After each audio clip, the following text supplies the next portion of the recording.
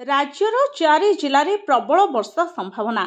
भद्रक, मयूरभंज, केन्दुझर और बालेश्वर जिलार विभिन्न स्थान में घड़घड़ी सह वर्षा हो पारे। 40 ରୁ 50 किलोमीटर बेगरे पवन भी बहीपे। एही 4 जिला ऑरेंज वार्निंग जारी करछि पाणीपाग विभाग।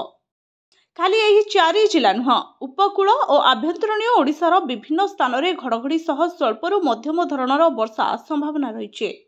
बालेश्वर, भद्रक, जाजपुर, केन्द्रापड़ा, कटक, जगतसिंहपुर, मयूरभंज, केन्दुझर, ढेंकानाल, अनुगुल, खोर्धा, पुरी और नयागढ़ विभिन्न स्थान में स्वल्परू मध्यम धरणर वर्षा हो पारे बोली पाणीपाग विभाग सतर्क कराइछि। आभ्यंतरीण और उपकूल ओडिशार विभिन्न स्थान में 30 ରୁ 40 किलोमीटर बेगरे पवन बहीपे। ए सबु जिला येलो वार्निंग जारी कराइछि। 23 तारिख में मयूरभंज, केन्दुझर, बालेश्वर, भद्रक, ढेंकानाल, जाजपुर और केन्द्रापड़ा बिजुली और घड़घड़ी सह वर्षा संभावना अच्छी।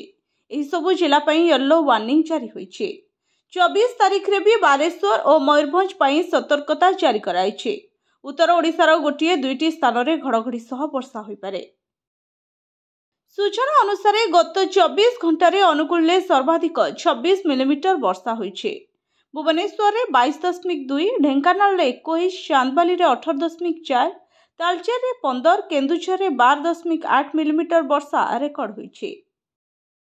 अपराह्न राजधानी भुवनेश्वर में वर्षा होइछि। अनेक स्थान में वर्षा सत्वे राति शुक्रवार अधिकांश स्थान में रात्रि तापमात्रा अधिक थिला। भद्रक रात्रि तापमात्रा सर्वनिम्न 14.4 और अनुगुल 14.6 डिग्री थिला। Bureau report, HTV Odia.